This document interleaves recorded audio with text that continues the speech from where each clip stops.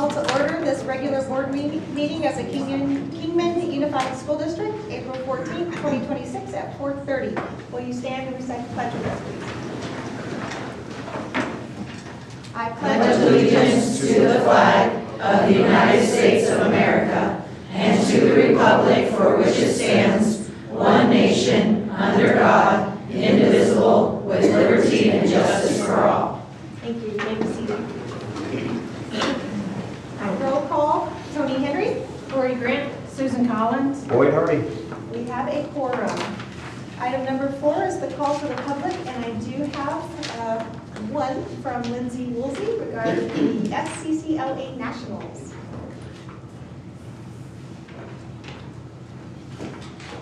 Good evening. I'm Lindsay Woolsey. I'm the CT coordinator for Kingman Unified, and I'm proud to be here with our early childhood education teacher and education professions teacher, Danielle Scroggins, and one of her students, Jessica Tim.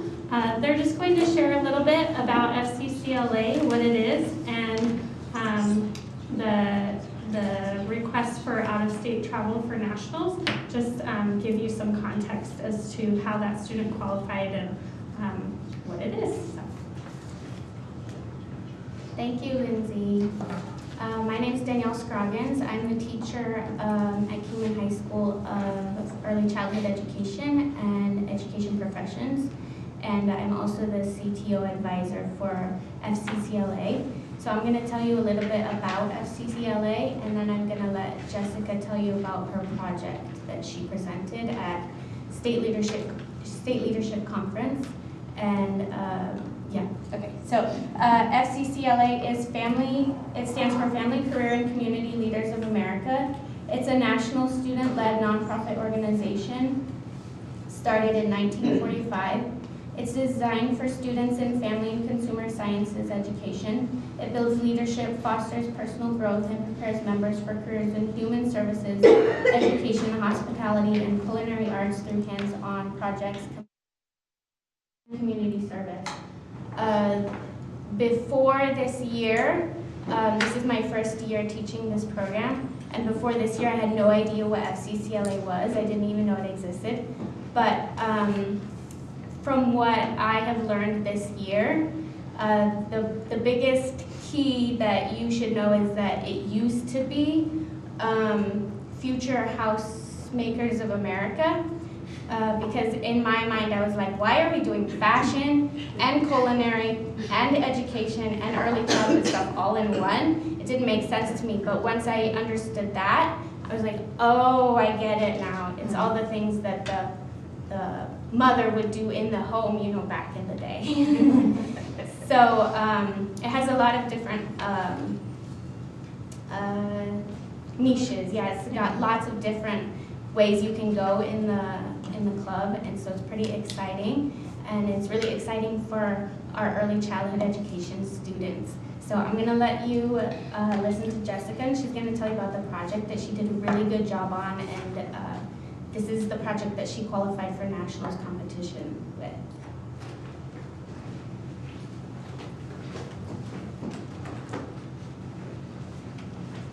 Here is the paper that I was graded on, and in the packet is what I presented to the judges.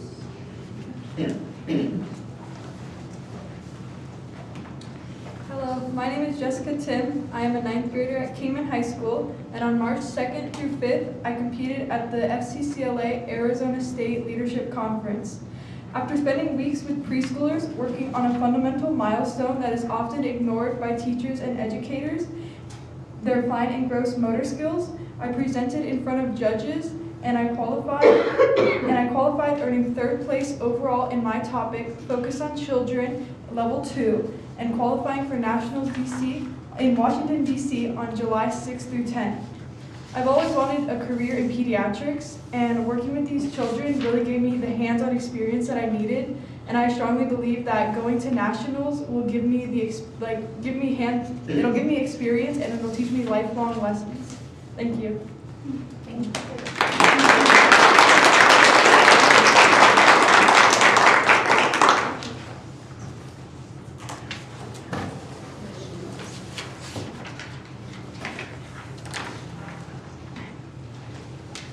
Thank you so much. That will take us to item number 5, reports. Dr. Dorner? President Henry, members of the board, I'm just going to give a brief update. It is contract season. I will push my button. It's contract season, so I just thought I'd give you an update on where we are with the positions that we have, the contracts that have been signed, and some of the information regarding next steps. So currently there are 11 out of 277 certified teacher contracts that have not been signed. They have until Thursday to do that. I think that's a great number considering there's still a couple of days left. And 10 of the 277 have either retired or resigned. So unsigned or retired or resigned at this point are 21. If all 11 that have not signed do sign, that would be a 97% return rate of the submitted contracts. If they do not sign, that would be 7. So between 3 and 7% of contracts would not be returned signed. So I think that's an excellent number. On the classified side, our support staff, 367 contracts were sent out using Panda, and 12 right now are unsigned, 10 are retired or have resigned. 1 is going into teaching. That's a really great, we're happy to have them exit that paraprofessional position and join the teaching team, and then 1 is going to ESI, so they haven't signed because they're going to be on the rehire committee. So depending on how many of those unsigned are signed, it is a 3 to 6%, or a 94 to 97% return rate. So we're very pleased with both of those numbers. We do have 33 positions open in the district right now. Some of those are the ones that have retired or resigned. 5 of them are, unfortunately, our J1 or international teachers that have reached the limit of their work visa.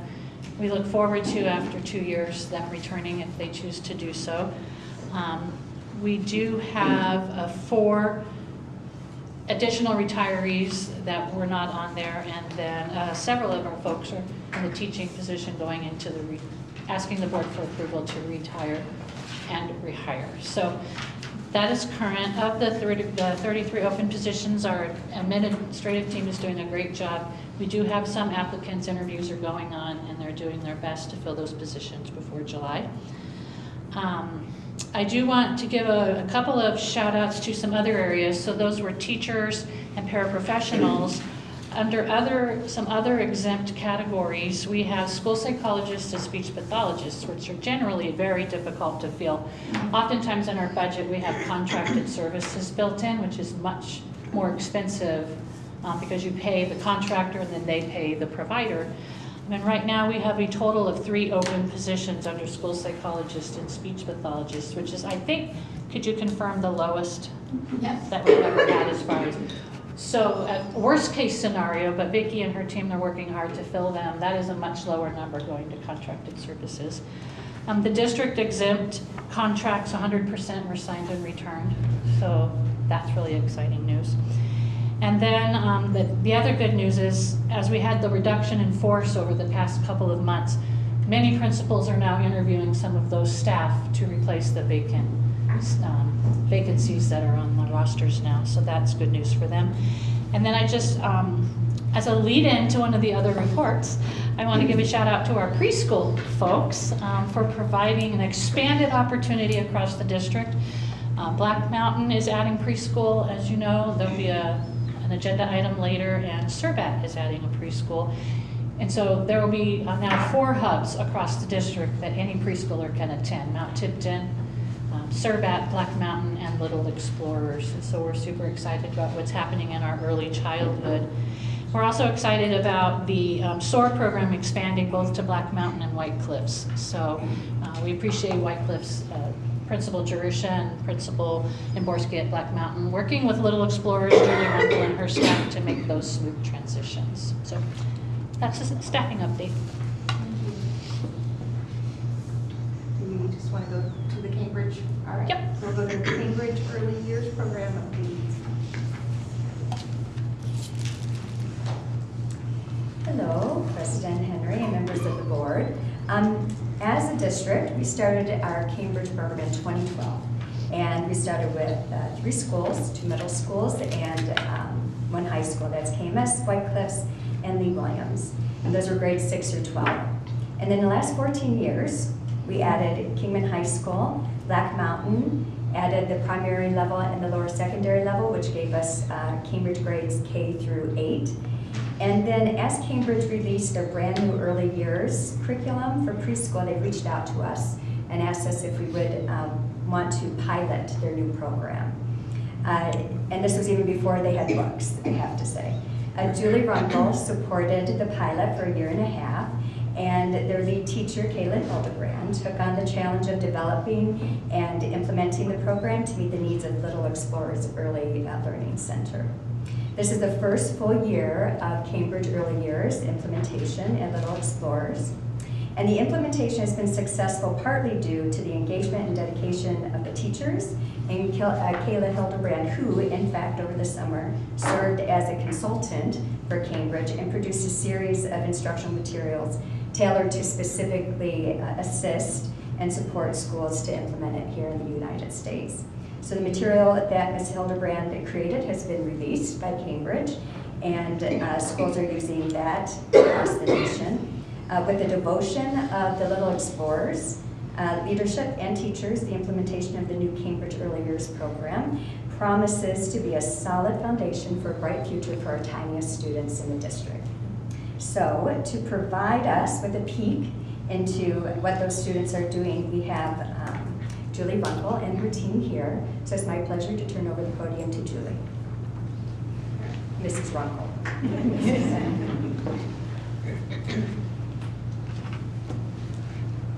Hello, President Henry, members of the board, and Dr. Dorner.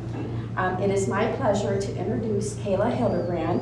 She's our pre-K classroom teacher at Little Explorers who is committed to building strong foundations for our preschool learners.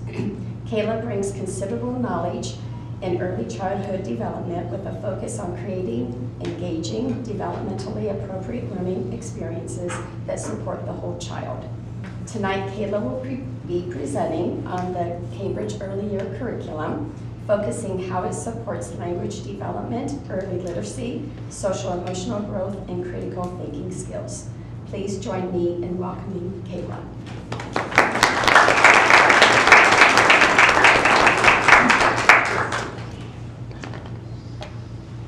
Good evening, I'm Miss Kayla. Thank you guys for giving me the opportunity to share about our early years program at Little Explorers. I do want to do a shout out to Miss Frida, she's here, and Miss Maggie Starkey. They both teach in the 4 and 5-year-old classrooms at our campus. I am truly honored to serve as the site coordinator and lead teacher for Cambridge Early Years. Working with our 3 to 5-year-old students is not just my job. It is something I deeply believe in. Tonight, I would like to show you what this program is doing for our youngest learners and why I think it matters for the future of our district.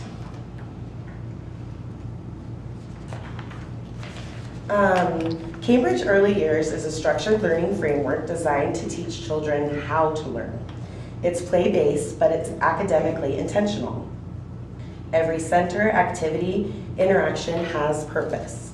The Cambridge Early Years program is intentionally designed as a developmental progression that is aligned for students ages 3 to 4 and 4 to 5.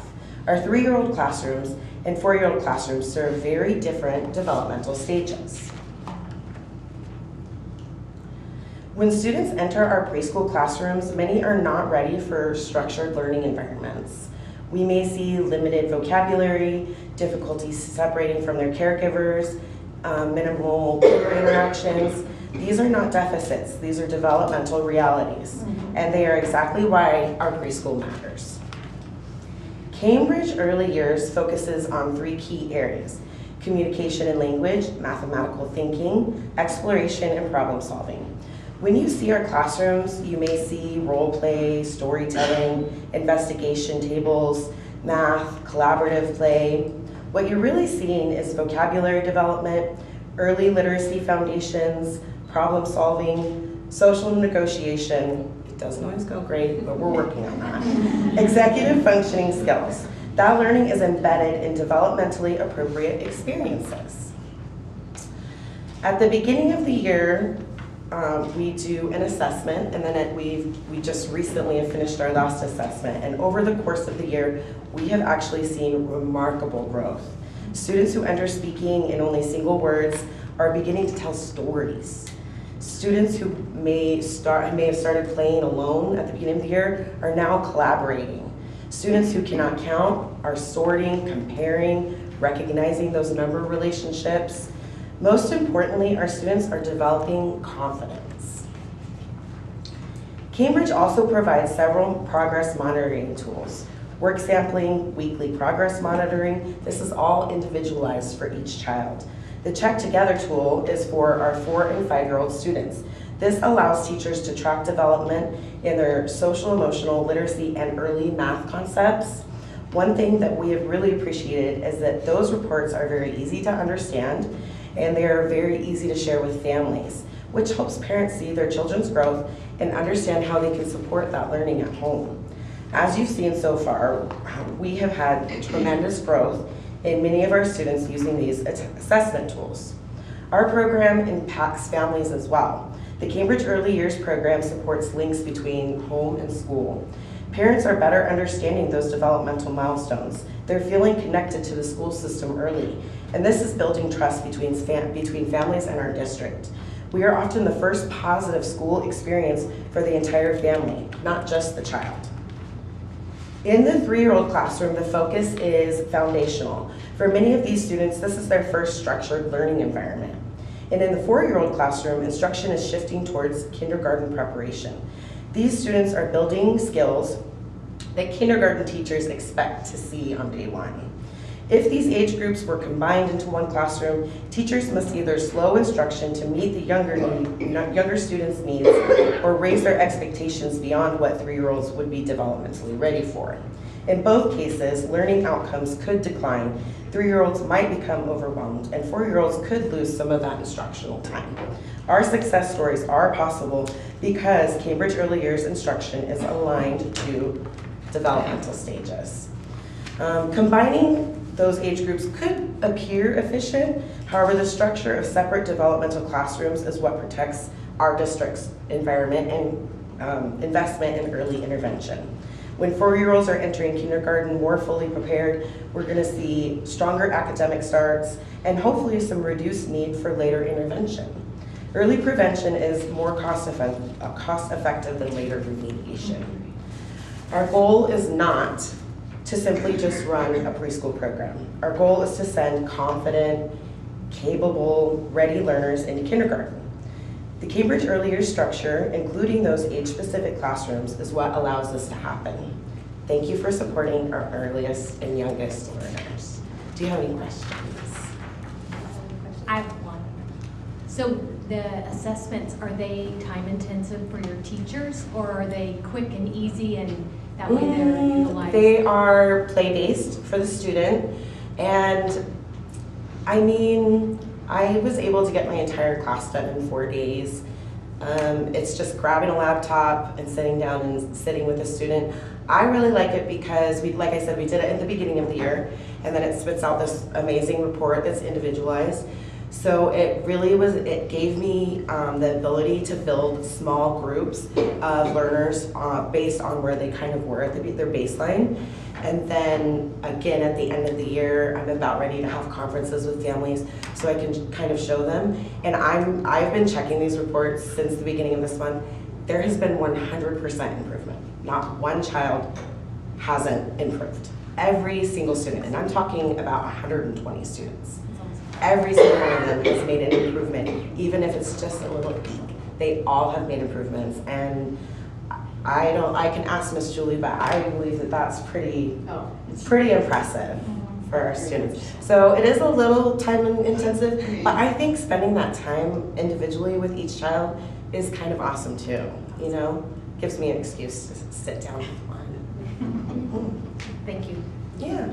Any other questions? Is there a lot of technology use? So there is a little bit of front of class. The weekly vocabulary, there's a slideshow for is a big vocabulary builder, the curriculum. So every week there's probably 15 slides of new vocabulary that we go through.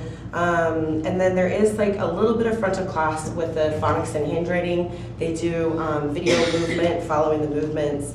And then there's like a little story for the phonics. So there is a little bit of technology, and for the assessment tool, it is online. So that's nice, it's not the paper. But the students aren't using tablets and... Just the front of class, the smart board, they'll play little games that go with the curriculum. Or, like I said, when we do the vocabulary, there's a lot of, for instance, this week we're learning fair, unfair. And so there's a lot of touch the fair, touch unfair. So a little bit of technology use, which is a big part of Cambridge also. They kind of want, especially 4- and 5-year-old students, to kind of start getting a little bit more comfortable being around a laptop or a computer. So they're ready for kindergarten. 3-year-olds are my favorite. Yeah. Does anybody else have any questions? Thank you very much Thank for you. your time and effort.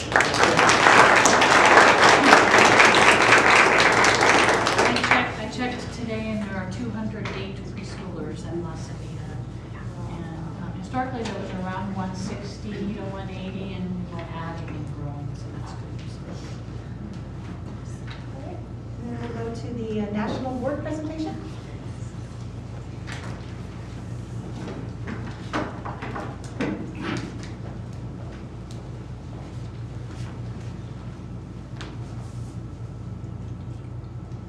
President Henry, members of the board, colleagues, and superintendent, thank you so much for the opportunity to share national board certification.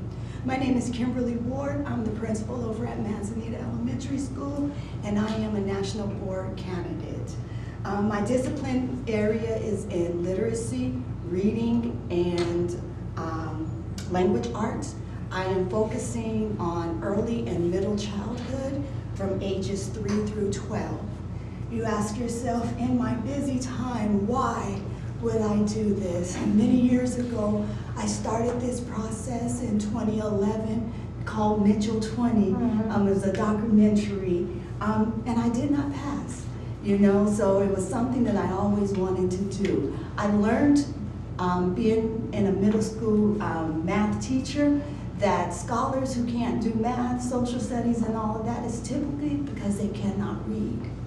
So I went down from middle school down to elementary in order to figure out how to close that gap. When I went down to middle school, elementary at Mitchell, there were a group of 20 other scholars working in low-income areas to meet the needs of our scholars. So what I learned through the process is that my work ethics surrounds the core, the 5 core propositions of National Board, which is number 1, it's a community. I'm not in this by myself. Number 2, I don't have to know everything. I'm learning. I can do a lesson. I can give an exit ticket. My scholars don't do well in it. It's time to reflect on it. What could I have done differently?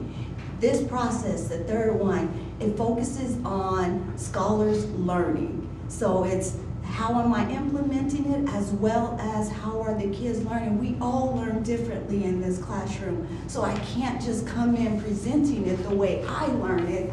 I have to go out and learn it, and I learned that a long time ago. I tell my scholars, if I can't explain it to you, my homework tonight is to go out and figure out a way of teaching it to you. Another one is knowing your content and knowing how to teach it. I disagree that anyone can be a teacher. Just because you can do math does not mean that you can teach math. And then the last core proposition is knowing how to monitor scholar progress and learning. So giving me the skills, knowing that I can do that work play. I can do a running record. There's not one way of just showing that scholars know how to do things. It's being able to present different ways of presenting it. So thank you again for this time. I also chose to do it because when I came to Kingman, I found out that one of my kindergarten teacher also was going through the process, and I didn't want her to go through it by herself. And so here we are going through this process together. Hello everyone, thank you for this opportunity. I'm Christina Whitchurch. I teach kindergarten at Manzanita. This is not my first rodeo. I have already attempted, but I also attempted during COVID, so that didn't help.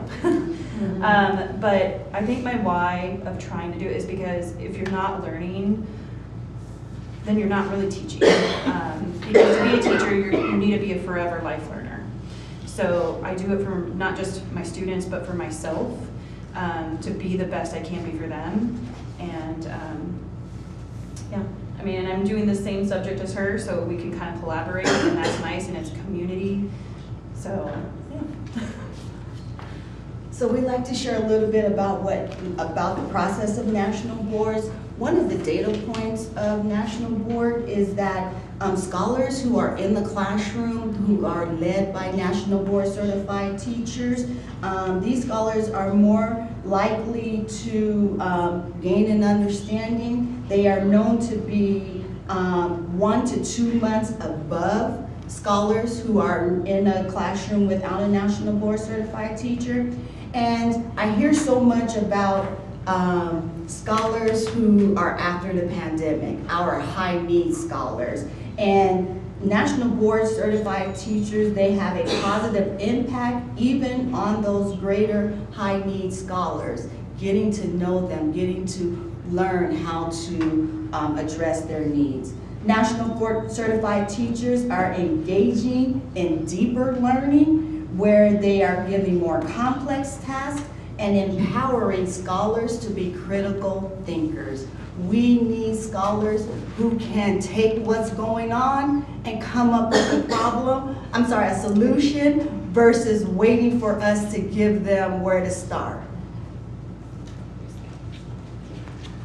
Sorry, we skipped this slide. I'm going back to it. So, National Board Certification was designed to develop, retain, and celebrate accomplished teachers.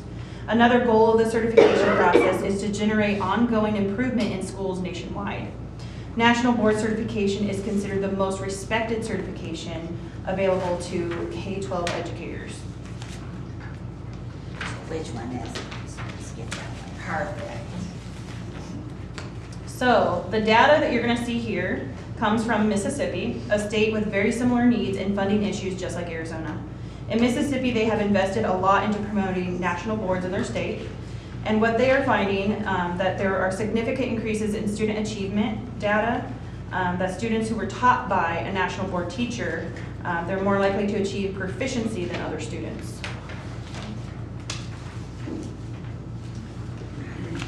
I'm gonna slow down, I'm so excited. So there was also a study done by Harvard University in the Los Angeles Unified School District that compared scholar achievement data between national board certified teachers and teachers who held advanced learning degrees. These scholars gained about 2 months of additional instruction in math and 1 month in ELA when compared to teachers who held advanced degrees. One reason National Board Certification is impactful is because it is a job embedded and relevant, meaning everything that I'm working on and reflecting on is also the work that I'm already doing in my classroom. A national survey given showed that 96% of educators shared that the National Board process was among the top 3 impactful PD for advancing their practice. So if you look at the graphic here, in KUSD we provide differentiated district and on-site professional development for all staff that also includes academic coaching. We have professional learning for our novice teachers and offer all teachers the opportunity to attain their SCI endorsement through our SCI course. In addition, teachers who are ready for the next step can pursue national boards, which is a highly personalized professional learning experience. So what does our process look like? The first thing you'll go to is something called a pre-candidacy class. And in this class, you will be given a coach Ms. Collins is our national board coach, and in this first thing, we look at the core values. Those were the 5 things I shared with you that really resonate with me, as well as the standards.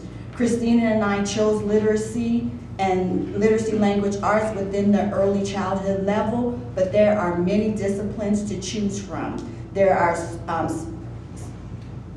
specialty disciplines such as music, art, and physical education, and so many more. It's a 3-cycle process with 4 components, but you don't have to do all 4 components. This year, I am only focusing on component 1 and 4, whereas Christina is submitting all 4 of her components. We submit all of our components on May 15th, and we hear about how we'll hear about our progress in December, so we will be back before you to let you know our progress to be continued.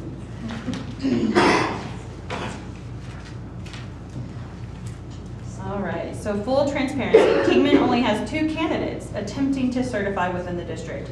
KUSD has offered a $2,000 stipend upon achieving certification and a salary lane change that would add $500 to the base salary.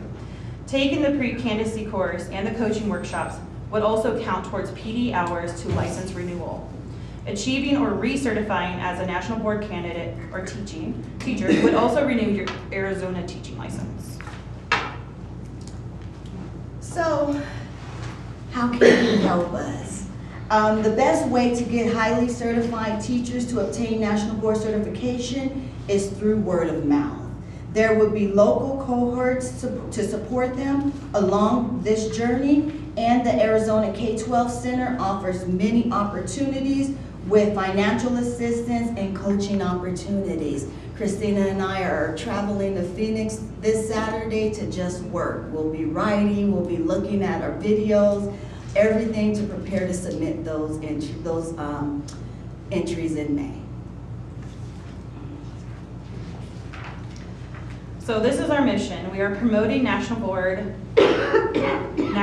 because KUSD students deserve the best education from high quality educators that are passionate about their craft and committed to deepening their practices as lifelong learners. Are there any questions? Well, of course I have questions. I will look to you first. How much does it cost to apply?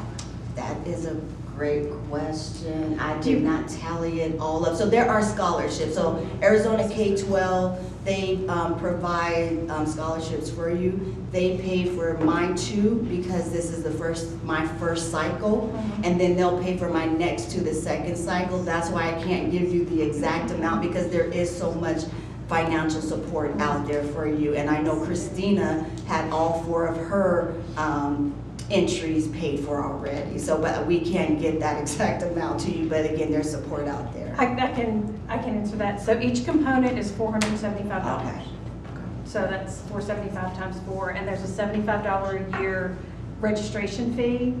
The money that the Arizona K-12 Center has comes from the Arizona Teachers Academy to promote national board certification within our state. All that either one of them had to pay out of pocket was the $75 registration fee, and then the Arizona Teachers Academy funds covered the rest of it. Does it matter whether or not you pass? Like, do you have to pay it back? No. No. Okay. No. Awesome. Great question. Any others?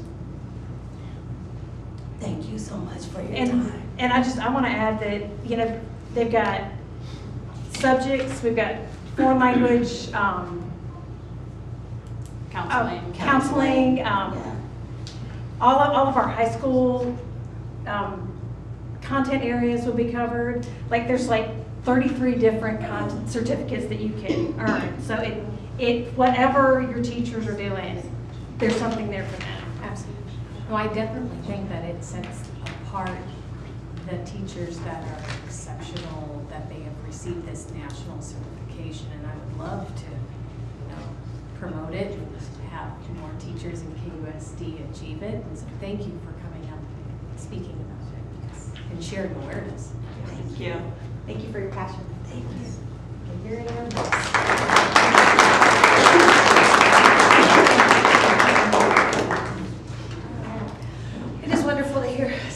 celebrations from around our district. All right, that brings us to item number 6, which is the approval of the routine orders of business that were included in the consent agenda. Are there any items the board would like to pull for clarification?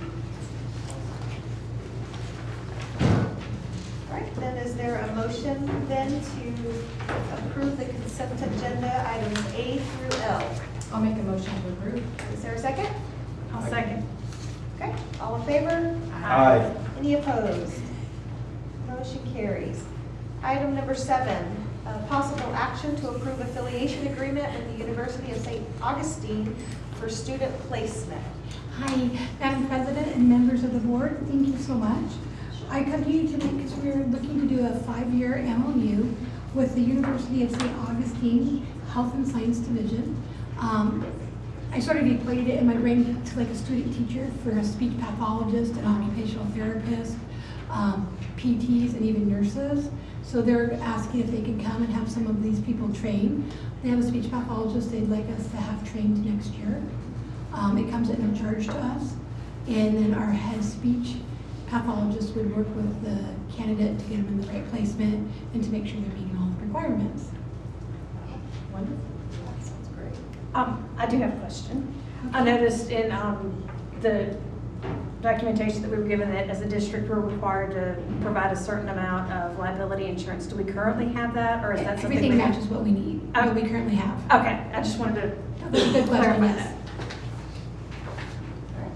Is there a motion then to approve the MOU with the University of St. Augustine? I'll make a motion to approve. Is there a second? Seconded. All right. Last chance for questions. All in favor? Aye. Any opposed? Motion carries. Thank you. Thank you.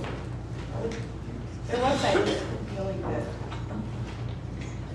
All right, item number 8, approve a CTDS modification request for Surbat Elementary and Black Mountain to include the preschool. Madam President, members of the board, item 8 is for the expansion of preschool into Surbat and Black Mountain. So we have to have approval at the state level to add preschool to their grade span. Is it because of the increase in number of students that we're? Thanks for that question. No, it's not solely due to an increase in the number of students. It's basically exactly what Kayla Hildebrand spoke about, how important early childhood is. And we love having, the self-contained campus with preschool, but by adding preschools to elementary campuses, then they are kind of now comfortable in the environment of a school setting, and the transition to kindergarten could be an advantage by having the campus program. So The change is really just the coding the state uses to classify. yeah. Are we going to make physical changes in some of the classrooms? We are. There's an application process. We have to go through a licensing process. Principal Runkle is the leader of our committee, and she has a checklist to gain licensing at Black Mountain and Surbat, and it involves everything. They had to give playground measurements and classroom measurements and sinks and toilets and heights and space and all of the things we had to submit. Health inspections and fire inspections and background checks on employees, and it's a very comprehensive process, and we're going through that for both campuses. And you have the honor of expanding the grade span should you vote to do so. I have one other question. Is it currently the responsibility of the parents for transportation, and will that, or so we're going to bus? No, it is not currently the parents' transportation. All students who qualify for preschool, who have an eligibility, they are transported. And there are opportunities for transportation of other students. Tandy is on our preschool committee, our director of transportation. And so she's working with us on all of the routes and making sure that it's smooth. An additional piece, for example, if a student is in the AM preschool at Surbat and they need to take advantage of the daycare portion, because at La Sanita right now, like one of my grandchildren, she was in preschool in one half of the day and daycare in the other.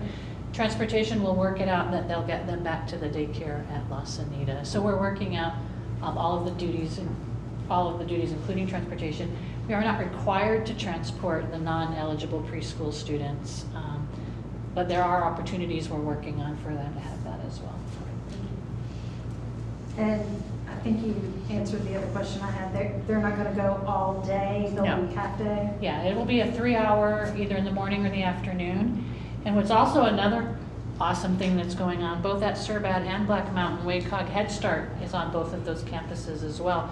So Vicki, the principals, the teachers, I'm sure, will work with WACOG, and in some cases, a WACOG preschool AM might then be at Surbat PM, and they may swap places, and those kids will have double opportunities in different programs. And they share a playground on Black Mountain, and Russ, they share a playground at Surbat as well, and they've worked out the logistics of that. Great questions, thank you so much. Is there a motion to approve the modification requests? I move to approve the modification request. Is there a second? Seconded. Okay, last chance for questions or comments. All in favor? Aye. Any opposed? Motion carries. Item number 9, possible action to approve closure of Kingman Online Learning Academy, known as COLA Middle School. President Henry, members of the board, language on this one is very important. That's why we added the note. We're not closing online opportunities. We're transitioning to having the students enrolled under the school name and then continuing their online learning opportunity exactly as they are now. So, Hang on. apologies. Giving them their stuff back. So we're closing the official colon name, but we are continuing the online, and we're excited to work with Principal Weaver. Sheila Bateman she's currently an online COLA teacher. She'll continue working with the middle school students, and they'll have all the same opportunities they've ever had. So basically, we're consolidating this under our Under our own schools? umbrella, Okay, yes. Okay. For long-term suspension, will that affect any of those students at all? What? For like long-term suspension? No, it will not. Yeah, they will still have the opportunity. We'll meet with Principal Weaver to work out the details. They may not be able to come on campus when they're long-term, but they'll still have the teachers, they'll still have the mentoring, and they'll still have the opportunity to complete their education. There will be a motion then to approve the closure of COLA Middle School. I'll make a motion to approve. Okay, is there a second? I'll second. Okay, all in favor? Aye. Any opposed? Motion carries. Item number 10, a curriculum to be displayed for the required 60 days starting April 14th, 2026. President and members of the board, the curriculum that item 10 is about is for encuentros. It is the Spanish curriculum used in levels 1 and 2. This went to the curriculum committee on March 24th. The curriculum committee reviewed the information from the pilot for school year 25-26 that we're currently piloting. And the committee did vote to bring the curriculum to the board for possible approval after the 60-day required public display. Just to give you some information, we did, in order to pilot the curriculum, the textbooks were purchased for this current school year. They'll be continued to be used if the board approves them. If the board chooses not to approve them, we would attempt to sell them so that we would get money back for them. And then there is a recurring subscription fee for the online component. The online component is not a necessity for the program. It is available for teachers to use to assign online assignments for students, and teachers stated that it was really helpful for students who are absent for whatever reason, sports, illness. It's helpful to have students get caught up if they can access the curriculum online. Any questions that you have? How's the pilot going? Teachers really like the textbook. It is that they're having to replan the way they've taught in the past, as we would with any curriculum. There has been some frustration with the online component. We did start meeting. We met April 3rd, I met with the 2 teachers so we could work through some of the frustrations they're having with the online component. And we'll just continue to meet monthly so I can help them work through the frustrations. But the actual textbooks and the curriculum they like. Okay. And you did say that if budget concerns become a problem, the online, the recurring yearly fee is not necessary to continue to use the textbooks in an appropriate manner. Correct. Any more questions? Okay. Thank you. And we'll move to item number 11, the curriculum to be displayed for 60 days, starting April 14, 2026, no red ink. No Red Ink is a curriculum that was presented to the curriculum committee also on March 24th.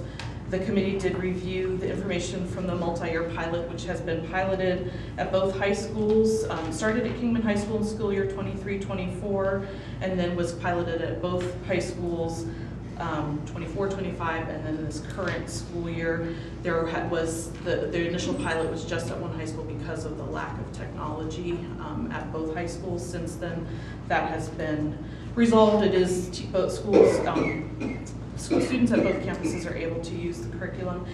It is fully online, as I mentioned, and so in order to access it for public display, I do have a display on the back counter that you can go online and get to the curriculum. It is not something that is used for an entire lesson. It is maybe like a 15-minute bell work entry lesson when students walk into the classroom. There are lessons that the teacher can instruct from and then give an online component to it.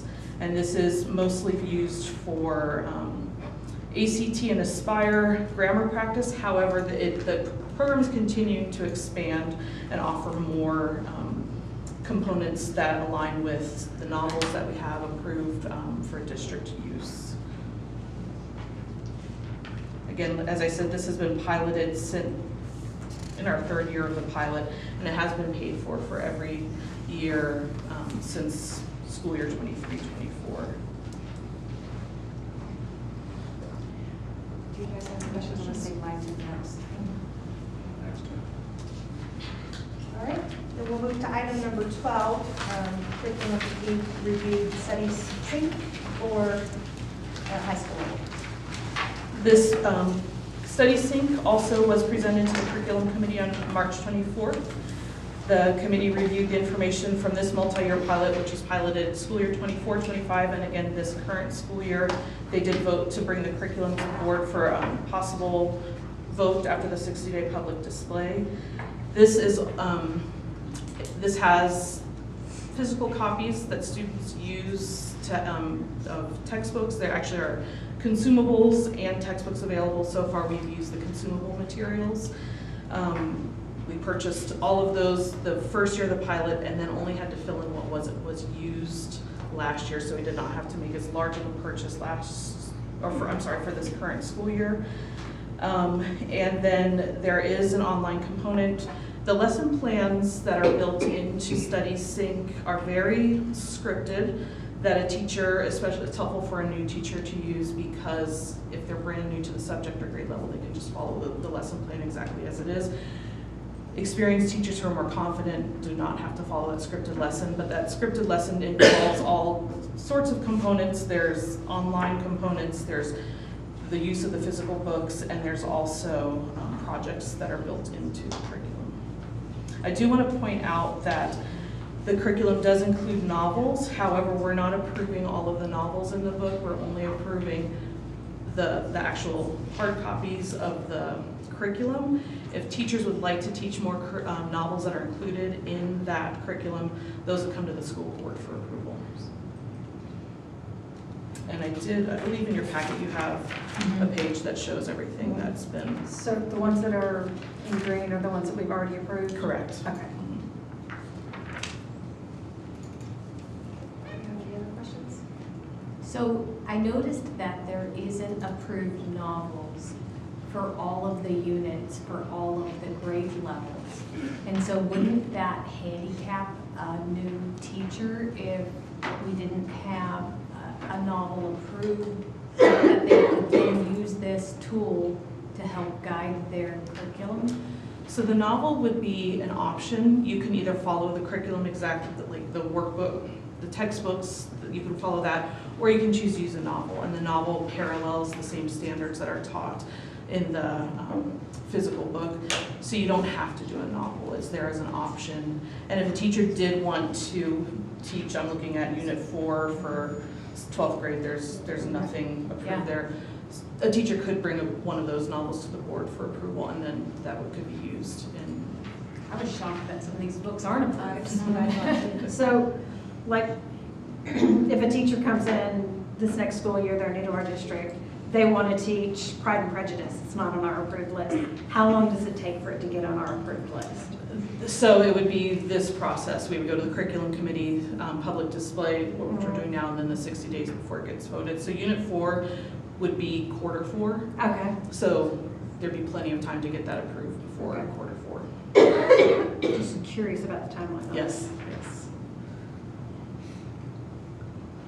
And how do these two curriculums like complement each other, No Red Ink and Study Sync? That was going to be my We do have Mrs. Woods here who is using both, so I thought she might be able to come and share some of that. So No Red Ink really focuses a lot on the English portion of the ACT. So it's a lot of grammar and writing tasks, things along those lines. Study Sync picks up the reading portion of it and longer pieces of writing. So if you're teaching argumentation or something like that, that's built into Study Sync, where No Red Ink is covering the English portion. And we have seen improvements on the benchmarks from the beginning to the end. The more that we use No Red Ink, you can see the steady climb of how they're working. Actually, both programs is really affecting how it's been working. So since you're teaching both curriculums, how do they interweave and support one another? And do you find that is it cumbersome? Does it work well in your classroom? Like, what's your experience? Actually, you can use, so if you have a short story in Study Sync, a lot of times those short stories will be covered in No Red Ink. So you can just plug in the title or the title of the novel or whatever, and it can give you prompts that go along with that story. I know some teachers prefer their students to write in No Red Ink because there's less chance for plagiarism there than there is on a Google Doc, so they're using it in that regards. They also, as they start the program out, they can choose their interests, and so where their interests lie, that's where the programs come from. Study Sync has a lot of reading components to it that carries right over with that grammar portion. So if you're looking for nouns, verbs, that kind of stuff, I'm just basically making it easy. You can transfer it over into Study Sync and have lessons specifically that you search out for that in both. So they can complement, you get the readings portions, Study Sync, and the grammar portions in No Red Ink. And they can combine because you can search up the different. So as a teacher, do you find it's easy to work with both of them? Absolutely, yeah. I use both pretty much every week. Well, every week I use both. Some teachers are using both every single day, so it's very simple. They combine together very well. I will say the representative that I've worked with at No Red Ink has offered to help us build units that align with Study Sync. So they do have some built already, but they would be willing to work with us to customize some of their the outline of how the curriculum would work. The writing portion is actually it's improved over the last 2 years at No Red Ink because it is ACT aligned. You tell them which standards you're working towards, and so the writing prompts go right along with what they want for the ACT writing. And they give you hints and tips, and each time that a student works in there, they take a pre-test. But if a student doesn't master something, or if they're struggling in a concept, it flags it right away, and they keep going until they have mastery. And the students actually, some students, not all, some students actually enjoy it, and they challenge themselves to see how much they can master this semester. So they are enjoying it. I actually had, in my class today, I was asking for debate topics, and someone said, No Red Ink should be not allowed. One student said that, and so we took a vote in the class, who would want to debate this? And the whole class said, there's nothing to debate, we want to do it. So that was really eye-opening to me, knowing I was coming here, and that's what they chose, is that they really like it. So. Yeah, I think the student impact is hugely important, but the ease of being able to use it as a teacher. I haven't heard any complaints. Most of the teachers, once they started using it, said, why didn't we have this before? This helps so much. Good, that's good to hear. Perfect. Okay, thank you. I was just curious, for what type of balance there is between everything being digital and online and tablet and computer versus, you know, more traditional basic, using their handwriting skills. Because there's been studies out that we're losing that, and even in the presentation from the National Board Certification, she put a statistic up from Mississippi, and they're improving by going back to more basic rather than everything being online. And so I was just curious as if that's something that our classrooms and our teachers, and as you're having discussions, if that's part of those or not. Definitely, we do not want students online all the time. It's such a balance to give them the appropriate amount of online so they're technology savvy, but also how do we interact with humans and paper and pencil and books. So the expectation is that technology should never replace the teacher and the lessons, and that is something that we're making sure that our teachers are aware of, is that students aren't just doing all entirely online classroom Right, lessons. you mentioned consumables, Yes. so that means there has to be pen to a piece Yes, of paper yes. for that. Yes, exactly. So that is a component of it. I don't have an exact percentage for you, but I can find out if that would be helpful. No, you don't have to do that work. As we're looking at, you know, online and online and online. I know. And, you know, subscription-based, Yes. subscription-based, subscription-based. What happens when it does come time, if for financial reasons, we can't continue those subscriptions? We just want to make sure that whatever curriculum we're adopting can also be used. That's such. I know it wouldn't be easy. Well, it's such an important reality though, because everything it seems like has a subscription these days, no matter where we go. And so it is something that we keep in mind, especially when we're looking at the curriculum budget, is it sustainable? If it's not sustainable, is there a component that we could keep using? For example, StudySync has not just consumables, they also have an actual textbook, so you could be writing on a piece of paper instead of writing in the workbook. So it is definitely something that's always top of mind. Appreciate that. Thank Yeah. you. Yes. Thank you. Any other questions for you? Okay. We appreciate your time. That will take us to item number 13, which is information regarding Magic School, an AI platform. Board President, members of the board. I just wanted to take this time to provide some information on Magic School, which is an education-focused AI platform that we've been taking a look at. At this time, we haven't paid for anything for Magic School. We're just taking a look at a possible pilot term from April 30th to September 30th. What this would entail would be the pilot would be at no cost, and we specifically have no commitment after the pilot ends to continue with them. But Magic School itself is centered around education, so they have a bunch of templates, education focused, that teachers can use, that administrators can use. It allows insight into what prompts students are using, so staff can then look at a prompt history for students to make sure that they're following along. For these prompting within this AI platform, it will prevent students from asking questions that are outside of an education realm. So if they're trying to look up specific information that might be inappropriate in a school setting, it will put them back on task. It won't let them find any information that might be inappropriate for a student. For any homework problems that, say, a math teacher would assign, say you have to do certain homework problems, if you ask specifically for the answer, instead of giving that answer, it will give you perhaps how you can find the answer yourself, or maybe a step-by-step guide on how to get there. And there's a lot of special education resources that this platform provides. So when we were doing a demo, Vicki and I were both there, and we both were looking at each other and getting really excited about all the opportunities that this could provide. And so we wanted to just bring this forward to the board and kind of get you guys' insight into the platform and keep you guys informed that we would be intending to start this pilot without any strings attached. Of course, after the pilot ended, if we did decide to continue with it, it would be $6 per student. And right now, as of this morning, we have 6,659 students across the district. Comes out to roughly $40,000. Staff accounts are included, so any staff members, whether that's district office teachers, or paraeducators or administrative, any kind of that would be included in that cost. The intent would be to look for a grant to pay for it and not have it come out of M&O. If there are no funds available, whether through grants or through M&O, then we would stop the pilot after that September 30th deadline and then look at if there's any other reduced cost options or if there's any kind of later down the line if we'd be able to pay for it. So one of the things that we were looking at, some of the questions we asked were about like data privacy and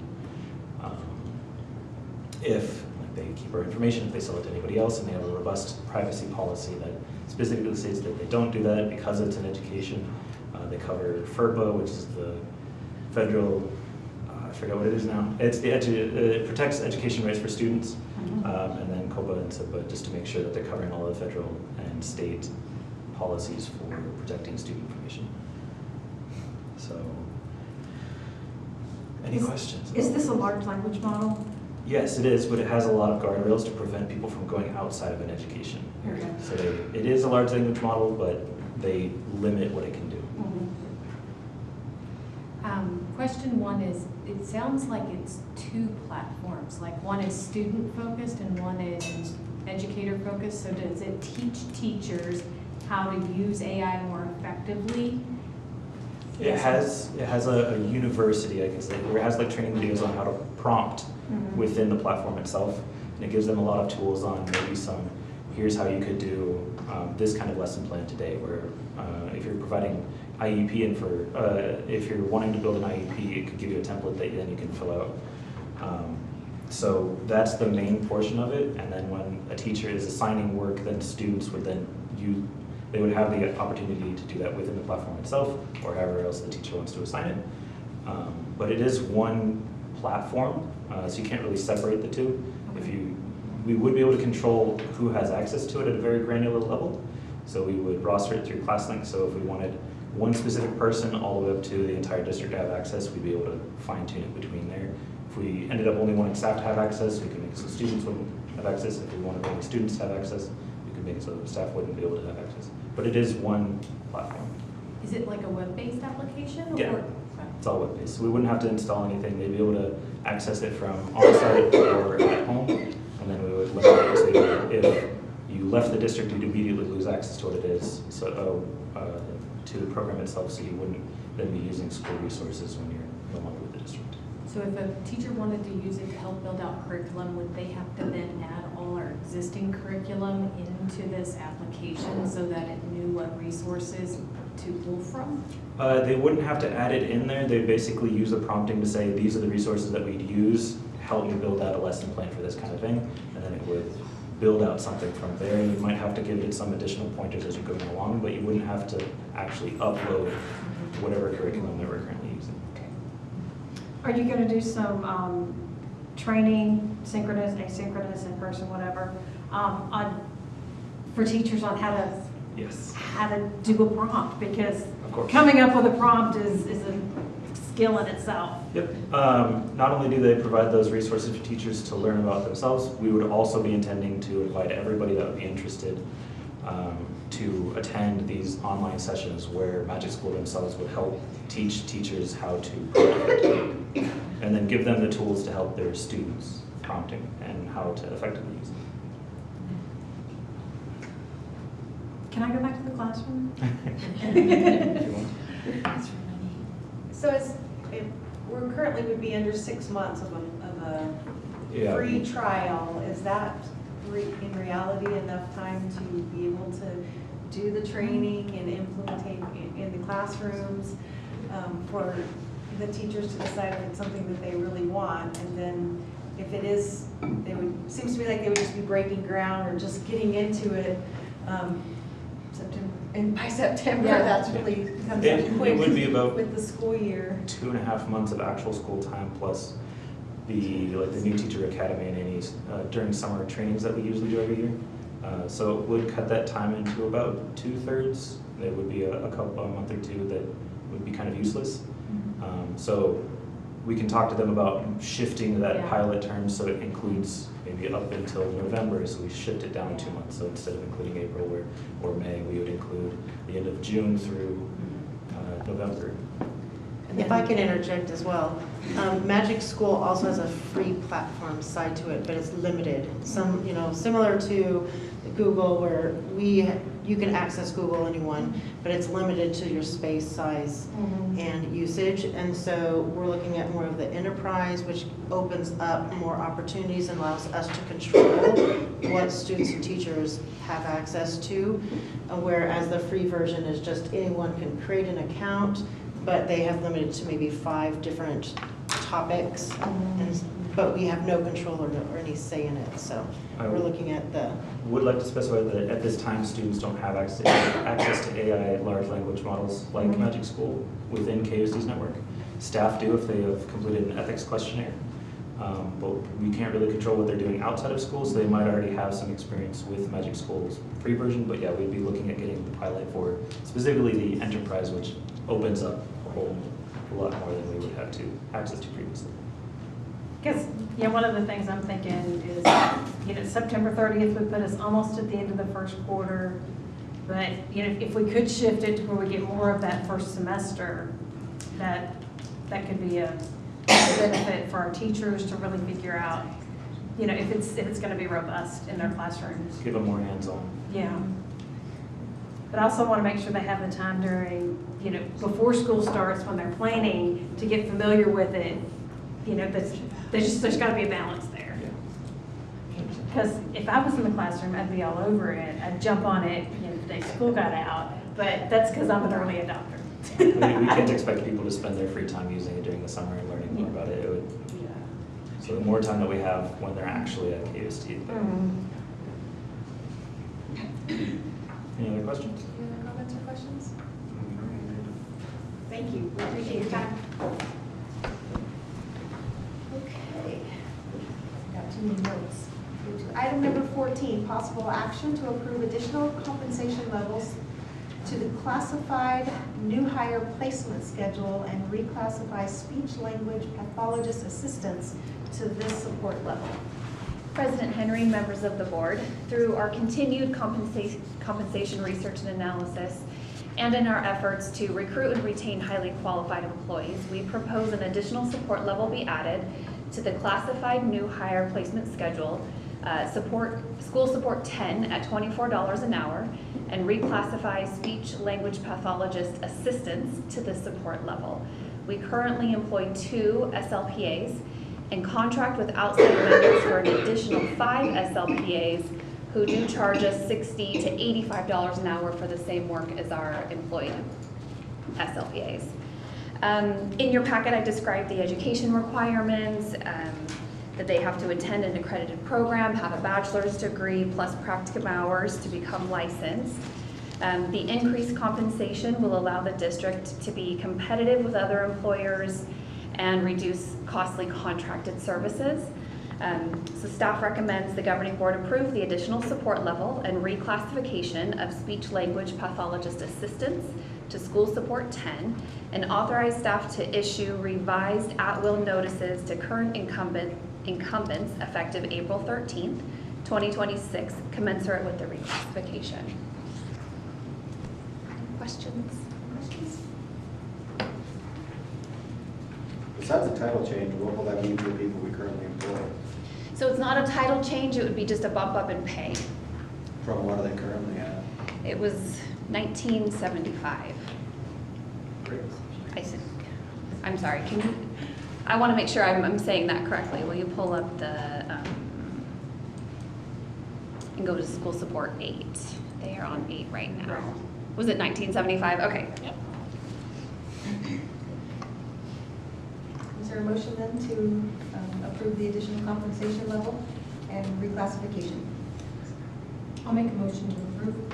I'll second. Any other comments or questions? All in favor? Aye. Any opposed?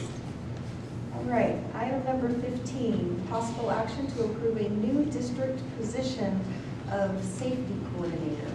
President Henry, members of the board, the district proposes a new position called Safety Coordinator.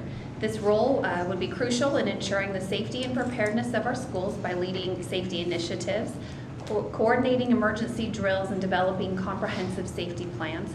This position offers a unique opportunity to make a significant impact on the safety and security of students, staff, and the broader school community. Currently, the duties have been covered by different positions in the district, which really has not led to sustaining a comprehensive safety program and all of the regulatory reporting that's required with that.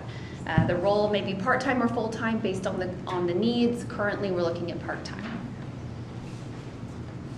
So with us cutting other positions and adding an administrative position, how is that necessary? You want to jump in? Go ahead. It would be a .25 1 day a week, and it would not be, the goal is to have it not an M&O. So it's a great question, cutting other positions, how do we have money for this? It would be less than $20,000, and we would work with our grants department, and specifically Michelle Cook, to Title IV, I believe you said it would fall under Title IV or the safety, so not M&O. Okay. Thank you for asking. School safety is very big with the legislature. They really put a lot of work, put our district at a lot of work to complete all the surveys and the studies and the questionnaires that we're required to submit to the state. I know we spend a lot of time on that. Yeah, it's a good question, because I was worried about the optics as well, because it looks like a district administrator, and really it's a very low cost, very likely funded by grants position. Thank you.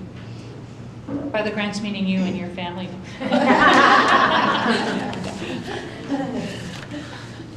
Any other questions? Comments? Then would there be a motion to approve the new district position of a safety coordinator? I'll make a motion to approve. Is there a second? I'll second Okay. Any other comments? All in favor? it. Aye. Any opposed? All right, item number 16, approve the listed donations. I'll make a motion to approve the donations. Is there a second? Seconded. Okay. Any comments? I just want to say thank you to all who support our schools. Yes. All in favor? Aye. Any opposed? Item number 17 is possible action to engage the services. Do you want me to read all the names, or do you want to read all the names? You want me to read them? President Henry and members of the board, for item number 17, we have 4 teachers and 2 classified personnel who have expressed a desire to retire with ASRS at the end of their current employment school year, and then remain working for KUSD for the 26-27 school year as leased employees through ESI.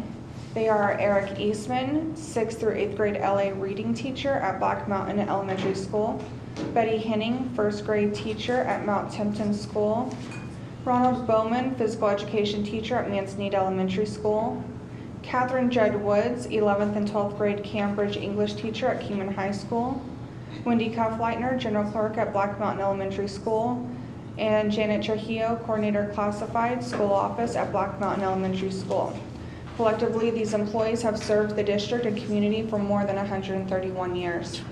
Staff recommend the governing board approve the request of Eric Eastman, Betty Henning, Ronald Bowman, Catherine Judd Woods, Janet Trujillo, and Wendy Kaufleitner to continue working in their current positions with the district in the 26-27 school year as leased employees through Educational Services Incorporated.